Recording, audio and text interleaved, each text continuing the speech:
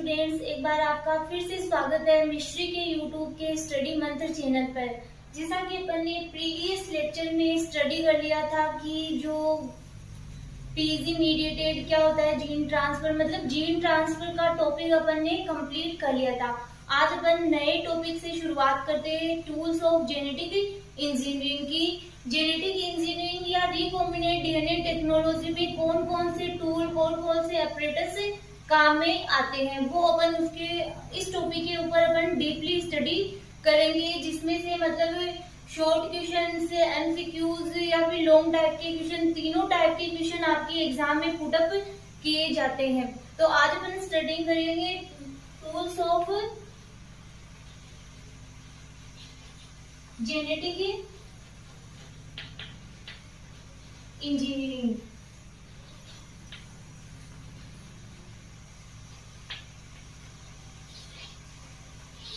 तो स्टूडेंट्स, आप पढ़ रहे हो बायोटेक्नोलॉजी। तो बायोटेक्नोलॉजी, अगर आप किसी भी डाउट के बिना अगर बायोटेक्नोलॉजी पढ़ रहे हो तो आपको डाउट करना पड़ेगा कि क्योंकि बायोटेक्नोलॉजी को समझने के लिए आपको उसको लॉजिकली और प्रैक्टिकली आपको पहले उसको समझना पड़ेगा, फिर तभी आपको बायोटेक्नोलॉजी अच्छे से समझ में आ सकती है कि आप उसको बिना डाउट के स्टडी कर सकते हो। तो आपको बायोटेक्नोलॉजी को एकदम एक्सपेरिमेंट के साथ में स्टडी करना होगा। आज अपन पढ़ते हैं टूल्स ऑफ जेनेटिक इंजीनियरिंग की। जेनेटिक इंजीनियरिंग में कौन कौन से टूल्स आते हैं। नॉर्मली मैं आपको स्टार्टिंग में बता देती हूँ कि एंजाइम है,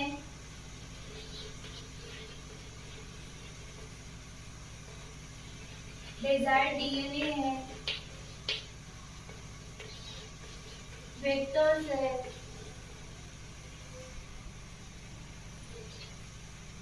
ये सारे क्या है, इसके जेनेटिक इंजीनियरिंग के टूल्स है। होस्ट सेल है,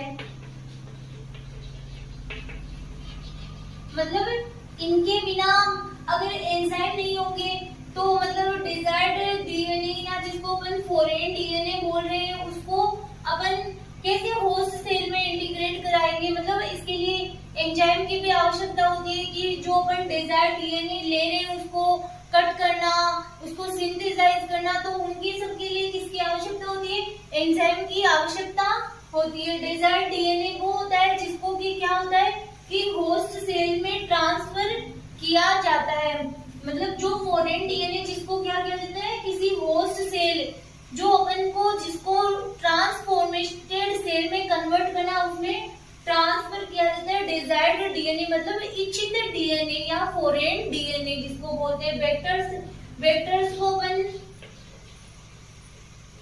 कैरियर्स भी बोल सकते हैं। कैरियर्स मतलब जो क्या करते हैं, इस डिजायर्ड डीएनए को होस्ट सेल में ट्रांसफर करने के लिए किसका काम करते हैं, कैरियर्स का काम करते हैं। वेक्टर्स क्या होते हैं कि डिजायर्ड डीएनए या फिर फॉरेन डीएनए को होस्ट सेल में ट्रांसफर करने के लिए कैरियर्स का काम करते हैं, वाहक का काम करते हैं, उनको बोलते हैं वेक्टर्स। ठीक है, तो ये अपन इन सब को डीपली स्टडी करेंगे, इनके नोट्स भी रेडी करेंगे। तो फर्स्ट अपन ले रहे हैं एंजाइम। एक है लाइसिन एंजाइम। तो लाइसिन एंजाइम क्या करता है कि किसी सेल का क्या करते हैं, किसी सेल को क्या करते हैं, लाइसिस करके अपन को डीएनए को प्राप्त करने में सहायता करता है। तो जैसे कि सेलुलेज एंजाइम है, इसी प्रकार से अपन एग्जांपल ले लेते हैं एंजाइम में क्लीविंग एंजाइम,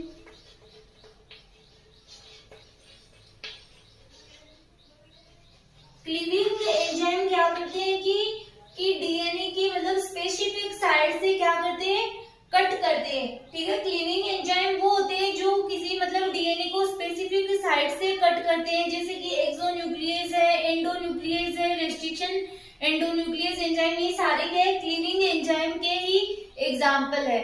ठीक है, तो ये एंजाइम में अपन ने स्टडी कर लिया कि मतलब आगे अपन इसके नोट्स भी बनाएंगे। तो आप ये नहीं कि मैं यहाँ पे बता रही हूँ, नहीं, आगे मैं इनके बाय लैंग्वेज या फिर इंग्लिश में नोट्स भी लिखवाऊंगी।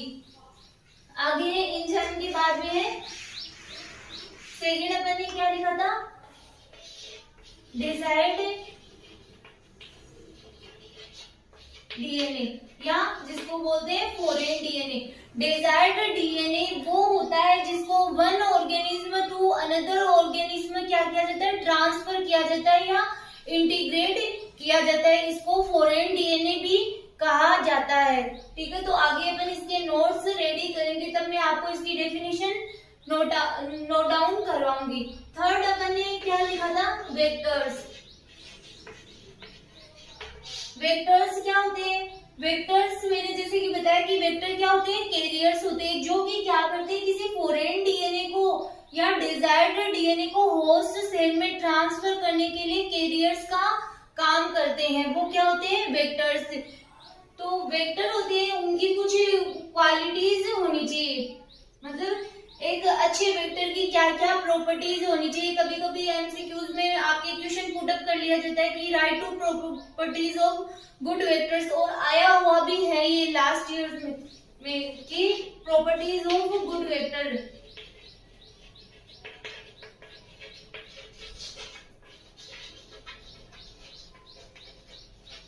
तो क्या होना चाहिए कि जो अच्छे वेक्टर होते हैं वो उनमें सेल्फ रेप्लिकेशन की कैपेसिटी होनी चाहिए।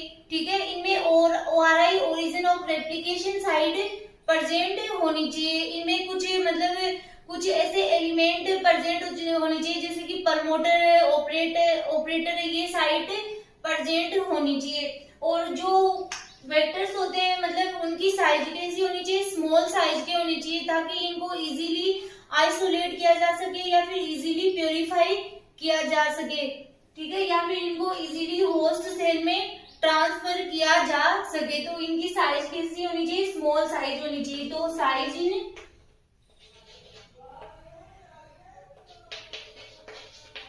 स्मॉल, सेल्फ रेप्लिकेबल और इजीली आइसोलेटेड एंड प्योरीफाइड। तो ये कुछ कैरेक्टर्स है एक गुड वेक्टर के। ठीक है, आगे वेक्टर्स को अपन बहुत डीपली स्टडी करेंगे और इसके नोट्स भी रेडी करेंगे। फिर वेक्टर्स होते हैं वो कितने टाइप के होते हैं, वेक्टर्स होते हैं आपके मतलब 3-4 टाइप के वेक्टर्स दे रखे आपके सिलेबस में, तो वो ही मैं आपको उनको स्टडी करवाऊंगी। जैसे कि वेक्टर्स में हो गया प्लाज्मिड, बैक्टीरियोफेज,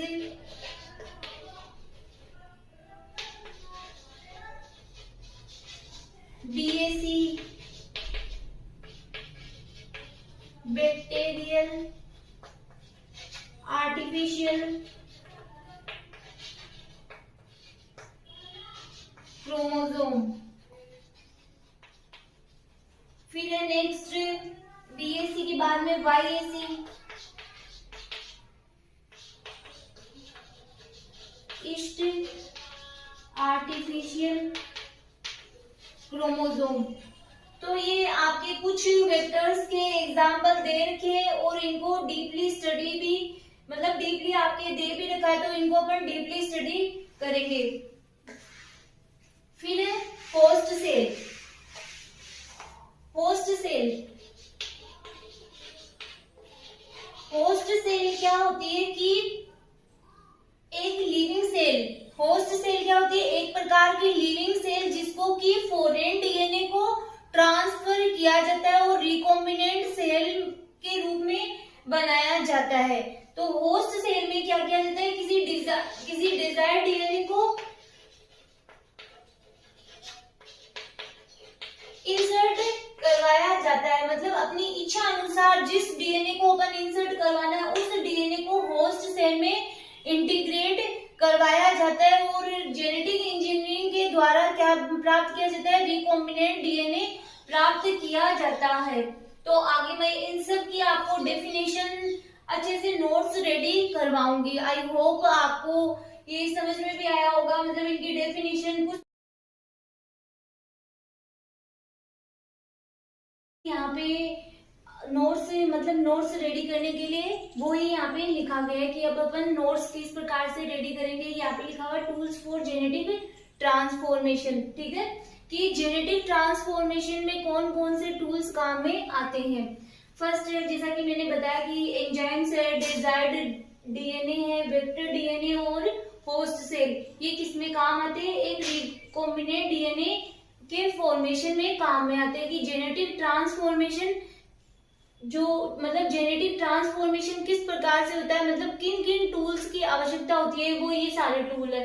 फर्स्ट है एंजाइम। नॉर्मली आप सब जानते हो कि एंजाइम के बारे में कि एंजाइम कौन कौन से काम में लिए जाते हैं, जैसा कि मैंने आपको बता भी दिया।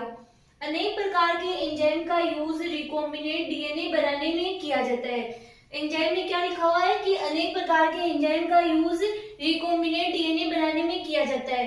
तो इसके अब कौन कौन से एग्जाम्पल, मतलब कौन कौन से एंजाइम्स है, वो अपन ने 2-3 एंजाइम यहाँ पे लिखे हुए हैं। फर्स्ट है lysing enzyme. Lysing enzyme normally जैसा कि मैंने आपको बताया कि जो मतलब सेल वॉल का क्या कर देते हैं, लाइसिस कर देते हैं और हमें डीएनए को प्राप्त करने में हेल्प करते हैं। ये एंजाइम सेल वॉल का लाइसिस करके सेल का डीएनए प्राप्त करने में हेल्प करते हैं। फॉर एग्जाम्पल है सेल्यूलोज है और लाइसोजाइम। फिर है क्लीविंग एंजाइम। क्लीविंग एंजाइम क्या होते हैं कि वो एंजाइम जो कि किसी मतलब स्पेसिफिक साइट से कट करते हैं। तो ये एंजाइम डीएनए मॉलिक्यूल को एक निश्चित या स्पेसिफिक साइट पर काटते हैं। इसके मतलब क्लीविंग एंजाइम के एग्जांपल देख सकते हैं, जैसे कि एक्सोन्यूक्लियेज है, एंडोन्यूक्लियेज है, ये सारे किसमें आते हैं, क्लीविंग एंजाइम में आते हैं। फिर है सिंथेसाइजिंग एंजाइम। ये है एक प्रकार का पॉलीमरेज एंजाइम। ये एंजाइम डीएनए स्ट्रैंड के न्यूक्लियोटाइड का पॉलीमराइजेशन कर देते हैं। मतलब ये क्या होते हैं, डीएनए स्ट्रैंड पर ही सिंथेसिस होते हैं, जैसे कि रिवर्स ट्रांसक्रिप्टेज एंजाइम है, वो इसी का एग्जांपल है।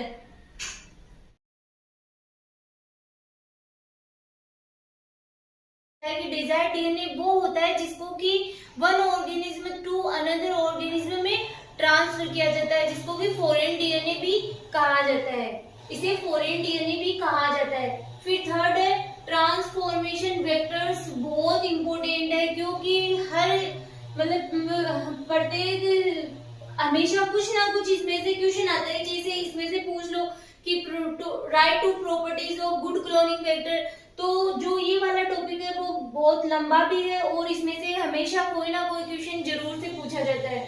ट्रांसफॉर्मेशन वेक्टर वह डीएनए जो किसी फॉरेन डीएनए को किसी सूटेबल होस्ट सेल में ट्रांसफर करने में कैरियर का काम करते हैं। मतलब वेक्टर मतलब एक प्रकार से इनको अपन कैरियर भी बोल सकते हैं, कि जो कि क्या करते हैं, एक प्रकार से होस्ट सेल में किसी फॉरेन डीएनए को ट्रांसफर करने में हेल्प करते हैं, उसे वेक्टर डीएनए कहते हैं। अब इनकी प्रॉपर्टीज की, एक गुड क्लोनिंग वेक्टर की क्या क्या प्रॉपर्टीज होनी चाहिए, तो इनमें क्या होनी चाहिए, सेल्फ रेप्लिकेशन साइट प्रेजेंट होनी चाहिए, मतलब सेल्फ रेप्लिकेशन की क्षमता होनी चाहिए। सेल्फ रेप्लिकेशन मल्टीपल कॉपीज बनाने की कैपेसिटी होनी चाहिए। इजीली आइसोलेटेड एंड प्योरिफाइड, इनको इजीली आइसोलेटेड किया जा सकना चाहिए और इजीली इनको प्योरिफाइड किया जा सके।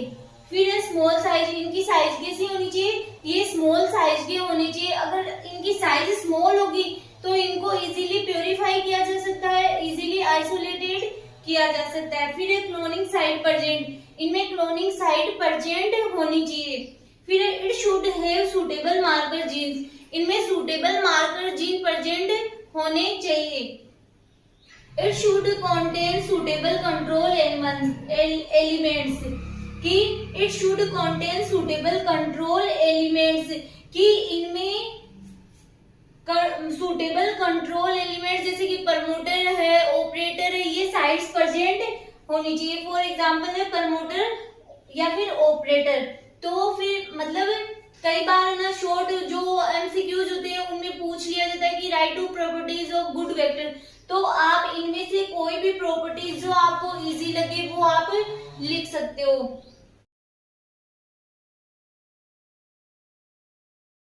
आगे अपन पढ़ रहे हैं टाइप्स ऑफ वेक्टर्स की, वेक्टर्स कितने प्रकार के होते हैं और इस टॉपिक को अपन बहुत डीपली स्टडी करेंगे क्योंकि हर बार कोई ना कोई क्वेश्चन यहाँ से आपकी एग्जाम पेपर में जरूर आता है। तो फर्स्ट है प्लाज्मिड, ये वेक्टर्स के टाइप है कि वेक्टर्स कितने टाइप के होते हैं।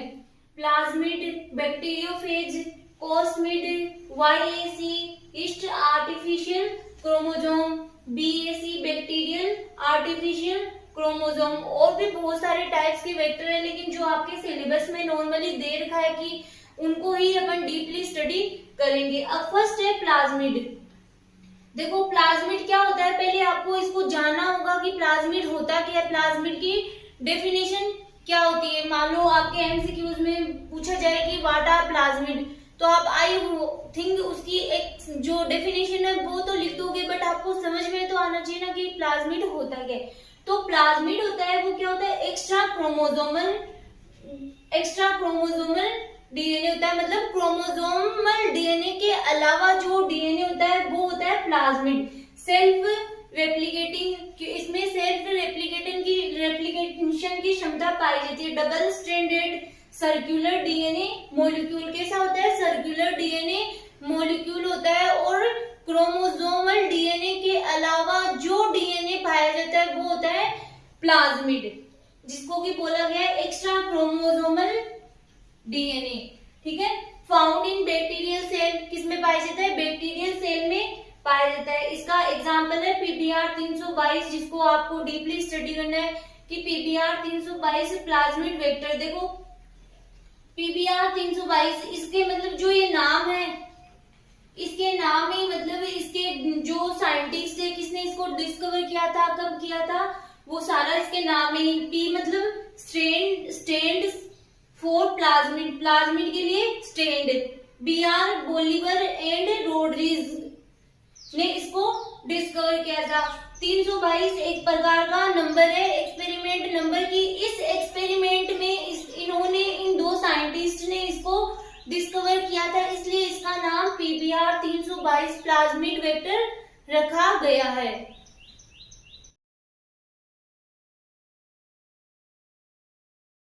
तो स्टूडेंट्स ये यहाँ पे मतलब PBR 322 का डायग्राम बनाया हुआ है, तो आपको मैं ये बहुत इजी ट्रिक से सारे इसके जो जीन्स है वो याद करवाऊंगी एक स्टोरी के द्वारा, कि आप मतलब वो स्टोरी ये आप इसको देख लोगे, याद तो कर लोगे इसको, बट वो कितने दिनों तक, 10 दिन तक, 15 दिनों तक, बट मैं आपको इसको एक ऐसी स्टोरी के थ्रू याद करवाऊंगी कि आपके माइंड में वो परमानेंटली स्टेबल हो जाएगी। ठीक है, तो ये है PBR 322। अब अपन इसको पढ़ते हैं एक स्टोरी के द्वारा। ये है यहाँ पे ओरिजिन ऑफ रेप्लिकेशन, ये यहाँ पे कौन सी साइट है, ओरिजिन ऑफ रेप्लिकेशन साइट है, जहां से ओरिजिन स्टार्ट हो रहा है। ठीक है, यहाँ पे मान लो कि 7, 7:30 बजे है। ठीक है, तो इस ओरिजिन ऑफ रेप्लिकेशन से रेप्लिकेशन स्टार्ट हो रहा है।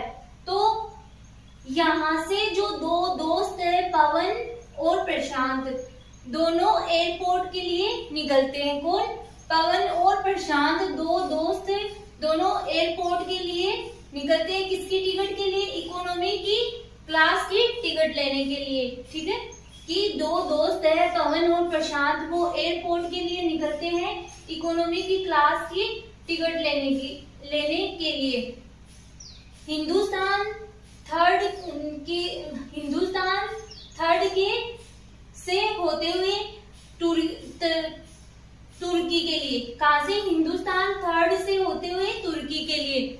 और बाहर निकलते ही उनको कौन मिलता है, सलमान खान। और सलमान खान को देखते ही जो पवन है, यहाँ पे पवन 2 क्यों लिखा हुआ है, क्योंकि पवन इस पूरे में कितनी बार आया है, 2nd बार। ठीक है, तो यहाँ तुर्की से बाहर निकलते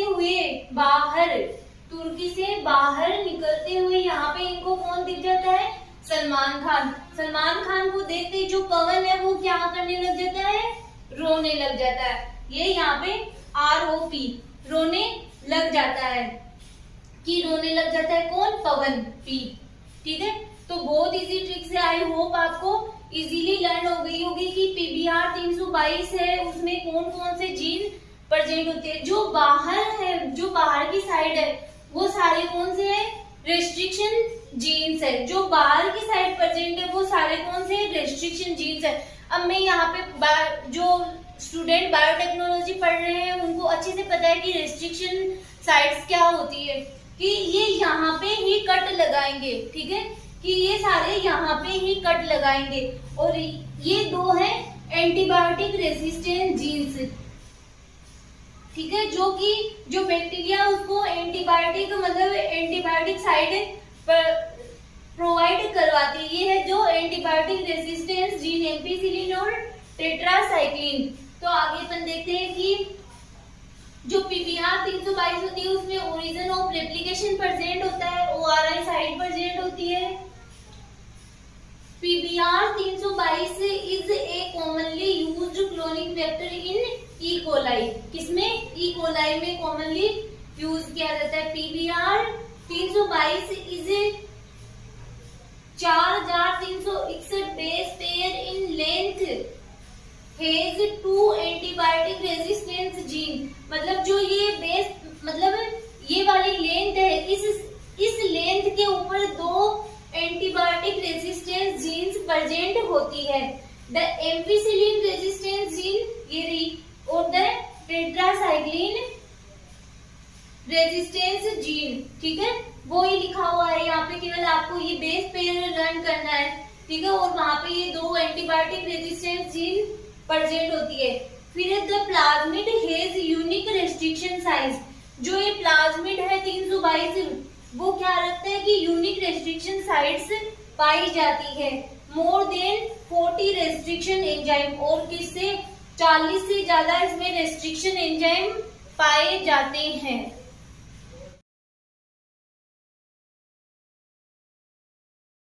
में लिया जाता है ये बैक्टीरियोफेज। अपन यहाँ पे बायोटेक्नोलॉजी में पढ़ रहे हैं, तो मतलब इसका वेक्टर के रूप में किस प्रकार में यूज में लिया जाता है। तो बैक्टीरियोफेज वो वायरस होते हैं जो बैक्टीरिया पर अटैक करते हैं। Bacteriophage are virus that attack bacteria. तो मतलब नॉर्मली बैक्टीरियोफेज मतलब वायरस क्या होते हैं?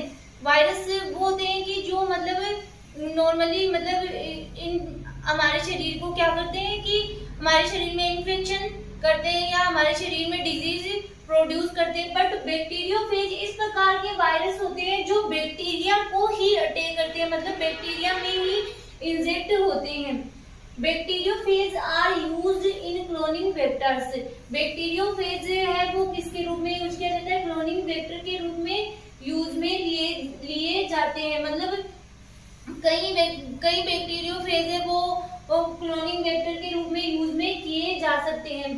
Phases have 2 component. जो फेज होते हैं उनमें 2 कंपोनेंट पाए जाते हैं। एक तो होता है न्यूक्लिक एसिड, न्यूक्लिक एसिड में डीएनए या फिर आरएनए, दोनों में से ओनली 1 पाया जाता है। और प्रोटीन, ये 2 कंपोनेंट्स होते हैं किसके? फेज के, ठीक है।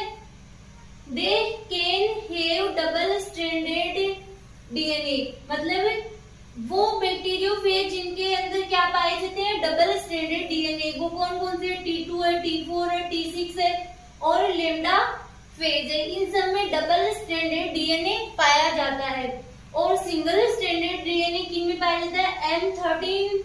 M13 और फेज 174, इनके अंदर क्या पाया जाता है? सिंगल स्ट्रैंडेड डीएनए पाया जाता है। फिर देर आर आरएनए फेजेज, मतलब एक से कौन से फेज मतलब जिनमें की आरएनए पाया जाता है वो है MS2 आल्सो। MS2 में क्या पाया जाता है? आरएनए पाया जाता है। फिर बैक्टीरियोफेज में नॉर्मली लाइनर टाइप का डीएनए मॉलिक्यूल पाया जाता है। मतलब जो बैक्टीरियोफेज होता है उनमें उसमें लाइनर टाइप का डीएनए पाया जाता है। अतः एक स्थान से काटे जाने पर ये 2 टुकड़ों में डिवाइड हो जाता है। इन दोनों फ्रेगमेंट्स के बीच में किसका? फॉरेन डीएनए का ट्रांसफर या इंसर्शन हो जाता है, जिससे कि रिकॉम्बिनेंट बैक्टीरियोफेज का निर्माण हो जाता है। तो क्या होता है कि जो लाइनर डीएनए होता है उसको कट करने पर वो क्या होता है? 2 टुकड़ों में टूट जाता है और उसमें फॉरेन डीएनए का ट्रांसफर कर दिया जाता है, जिससे अपन को क्या मिल जाता है? रिकॉम्बिनेंट डीएनए प्राप्त हो जाता है। तो ये था बैक्टीरियोफेज। बहुत इजी है ये। यहाँ पे बैक्टीरियोफेज का सिंपल सा डायग्राम बनाया हुआ है कि ये हेड है, इसमें क्या पाया जाता है? न्यूक्लिक एसिड पाया जाता है और प्रोटीन पाया जाता है। न्यूक्लिक एसिड में इसमें डीएनए भी हो सकता है और आरएनए भी हो सकता है। ये है कॉलर, ये है इसकी टेल, ये है बेस प्लेट, ये वाली, ये है बेस प्लेट,